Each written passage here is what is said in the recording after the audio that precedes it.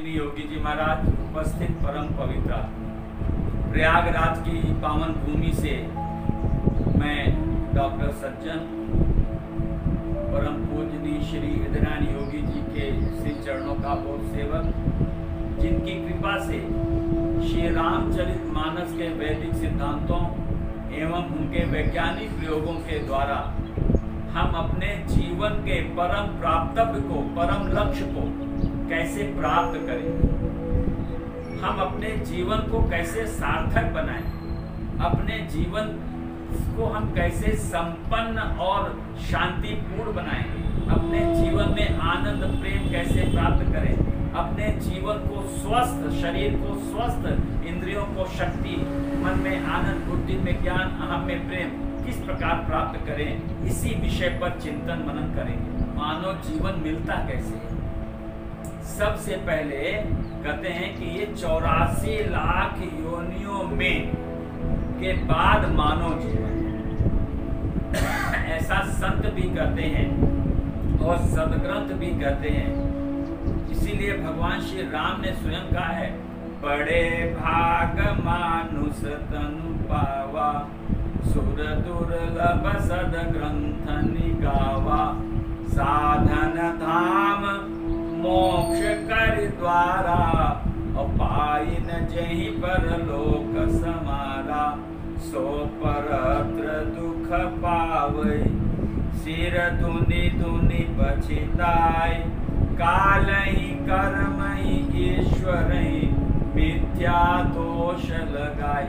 कितना स्पष्ट राम जी ने संदेश दिया है श्री रामचरित। ये बड़े भाग मानुष तन पावा, हमारा जो मानव शरीर मिला है बड़े भाग्य से मिला है। ये बड़े भाग से क्यों कर रहे हैं?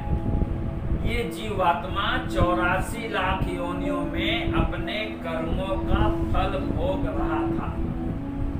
तो इस सृष्टि में 2 योनि है, एक कर्म योनि है, एक भोग योनि है। ये जो कर्म योनि है, ये जो कर्म योनि है, ये किसके लिए मिला है?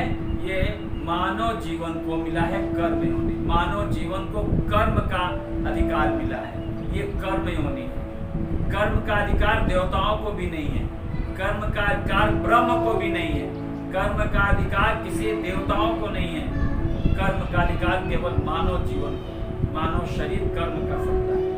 यह ब्रह्म भी जब कर्म करना होता है, जब धरती पर अवतार लेना होता है, तो मानव शरीर धारण करके आते हैं, तभी कर्म कर सकते हैं, क्योंकि कर्म का अधिकार केवल मानव जीवन को है। और मानव जीवन के अलावा जितने जंतु जगत हैं, पशु पक्षी, जितने पौधे हैं, वनस्पति जगत, पेड़ पौधे, और जो जड़ जगत है, पृथ्वी, जल, अग्नि, वायु, आकाश, ये भोग योनि है। एक कर्म योनि, एक भोग योनि। हम पहले 84 लाख योनि में थे। जब 84 लाख योनि में थे तो हम 84 लाख योनि में अपने कर्मों का फल भोग रहे थे। जैसा हमारा वैदिक साहित्य, वैदिक संस्कृति करती है, जो हम पुनर्जन्म में विश्वास करते हैं, हम प्रारब्ध पर में विश्वास करते हैं, तो कहते हैं 84 लाख योनियों में हम भटक रहे थे और अपने कर्मों का फल भोग रहे थे। और जब मैं फल भोगने में असमर्थ हो गया तो रोया, गिड़गिड़ाया, भगवान से क्षमा मांगी, हे प्रभु मुझे क्षमा कर दो, मुझसे गलती हो गई, मुझे क्षमा कर दो, मैं अब भोगने में असमर्थ हो गया। तो जब ये जीवात्मा भोग योनि में अपने कर्मों का फल भोगते भोगते थक जाता है, परेशान हो जाता है, तो जब रोता है, बिलखता है और उस भोग योनि से अपने को मुक्ति चाहता है, जैसे आप शरीर के रोग से मुक्ति चाहते हैं, जैसे इंद्रियों की थकावट कमजोरी से मुक्ति चाहते हैं, जैसे मन की चिंता परेशानी से मुक्ति चाहते हैं, जैसे हम अपने बुद्धि के भय अपमान से मुक्ति चाहते हैं, जैसे हम अपने अहम के वियोग से मुक्ति चाहते हैं, ठीक इसी प्रकार से वो जीवात्मा भी अपने उस भोग योनि से मुक्ति चाहता है। और जब मुक्ति चाहता है तो भगवान की करुण कृपा कटाक्ष उस जीव पर होती है।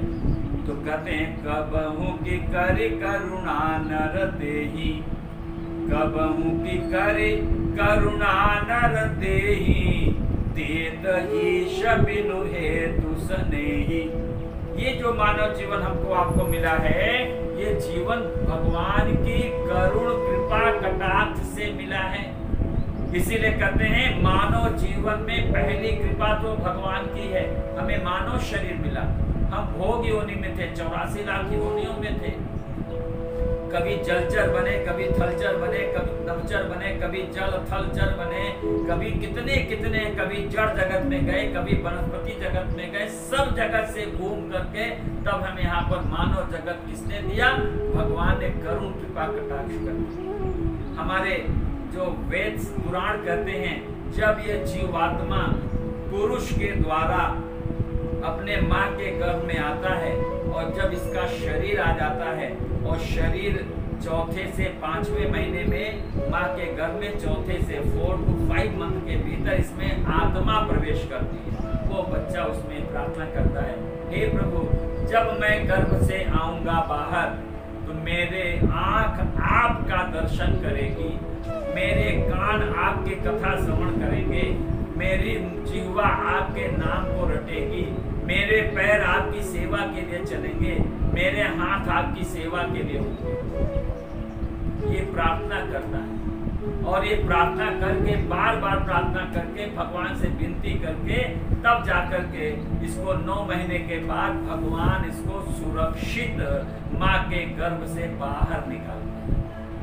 और जबकि गोस्वामी जी ने कहा है पैदा होना और मरना बहुत दुखदायी है। जिस समय कोई माँ अपने प्रसव काल में आती है और जब बच्चा पैदा होता है तो दोनों की जान खतरे में है, माँ की भी जान खतरे में है और बच्चे की भी जान खतरे में। कभी कभी ऐसा भी होता है बच्चा मरा होता है तो माँ बच जाती है और कभी बच्चा बच गया तो माँ मर जाती है।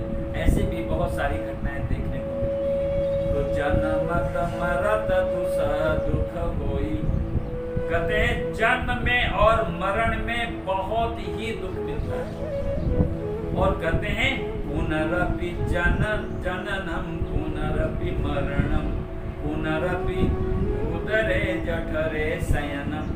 ये बार बार जीवात्मा जन्म लेता है, अनेक योनियों में जन्म लेता है, मरता है, जन्म लेता है, मरता है, जन्म लेता है, मरता है। जब ये बार बार योनियों में जन्म लेता मरता है तो वहां के संस्कार भी लेकर आता है, ये संस्कार लेकर आता है जी। और जब ये बच्चा आया है माँ के गर्भ से अब बाहर तो पिता पहले तो जब पिता के वीर से जब वीर जो पिता का जो वीर है वह बच्चा वीर में आ गया और पिता के संस्कार उस बच्चे में आ गए, उस वीर में। वह वीर जब माँ के गर्भ में धारण किया गया तो वह क्या हो गया? पिता का बीज माँ की प्रतीत रूपी माँ के गर्भ में बीजारोपण होता है। तो माँ का जो संस्कार होगा वैसा ही बच्चे को संस्कार मिलेगा।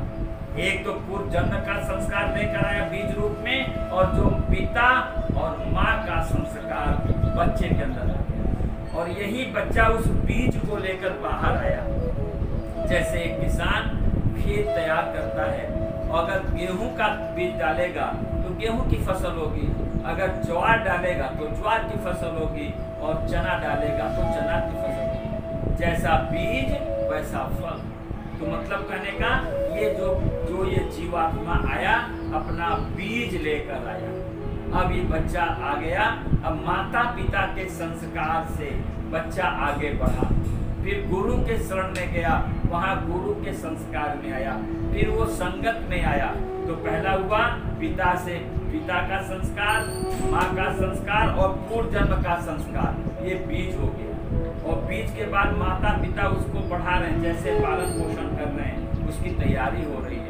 और उस तैयारी के पश्चात अब ये धीरे धीरे बीज को जैसा मौका मिलेगा, अगर इसमें बीज सतोगुणी है, क्योंकि जो बीज आया है, जो ये मनुष्य शरीर मिला है, जो मानव देह मिला है, जो उसमें आत्मा मिली है आई है, और उसमें चेतना है, एक विचार एक भावना, जो चेतना का स्तर है, वो उसमें 3 गुण है, 5 तत्व और 3 गुण। क्षिति जल पावक गगन समीरा पंच रचित अधम शरीरा। ये 5 तत्व हो गए और 3 गुण हो गए, सतोगुण, रजोगुण और तमोगुण। ये 3 गुण आ गए। अब ये 8 तत्वों से हमारी रचना हो गई। अब ये बच्चा क्या करेगा? अगर उस घर में सतोगुण का संस्कार मिलेगा तो बच्चे के अंदर सतोगुण बढ़ेगा। अगर उसके अंदर बीज सतोगुण का है तो वह सतोगुण बढ़ेगा। जैसा संस्कार लेकर, जैसा कि कहते हैं अध्यात्म विद्या का नाश नहीं होता, आत्म साक्षात्कार का नाश नहीं होता। आप जब जो साधना करते हैं अपने जीवन में अपने आत्मा को अनुभव करने के लिए, उस विद्या का नाश नहीं होता। जो हम MA, doctor, PhD, IAS, PCS बनते हैं, मरने के बाद सब नाश हो जाता है। संसार का जितना पढ़ाई है, जितना लिखाई है, जितनी योग्यता है, चाहे कितनी बड़ी डिग्री हो, मरने के बाद आप फिर जीरो हो गए और फिर से आपको पढ़ना पड़ेगा। लेकिन आध्यात्म विद्या एक ऐसी विद्या है जिसका नाश नहीं होता। और इसीलिए अध्यात्म विद्या के लिए ये संसार की विद्या का आश्रय नहीं है। जो लोग, कुछ लोग ऐसे हैं बिना पढ़े लिखे भी बहुत बड़े अध्यात्म का ज्ञाता होते हैं। जैसे हमारे स्वामी शरणानंद जी, पढ़ाई लिखाई नहीं है लेकिन वो क्या बोलते हैं आप समझ नहीं सकते, बुद्धि से उड़ जाएगा। ऐसे ही महर्षि रमण जी को देख लीजिए, ऐसे हमारे रामकृष्ण परमहंस को देख लीजिए, ये सब इसी प्रकार के लोग हैं। तो मतलब कहने का कि जो आध्यात्म विद्या का नाश नहीं होता, तो ये जो सतोगुण होगा तो सतोगुण बढ़ेगा, रजोगुण होगा तो रजोगुण बढ़ेगा और तमोगुण होगा तो तमोगुण बढ़ेगा। जैसी संगत अगर सतोगुण का साथ मिलेगा तो ये सतोगुणी हो जाएगा, अगर रजोगुणी का साथ मिलेगा तो रजोगुणी हो जाएगा और तमोगुणी का साथ मिलेगा तो तमोगुणी हो जाएगा। तो आप बोलिए हमारे जीवन में जो हम आज करने जा रहे हैं उसमें हमारा साथ, हमको माता पिता कैसे मिले, हमको शिक्षा कैसे मिली और फिर हमें साथ कैसा मिला।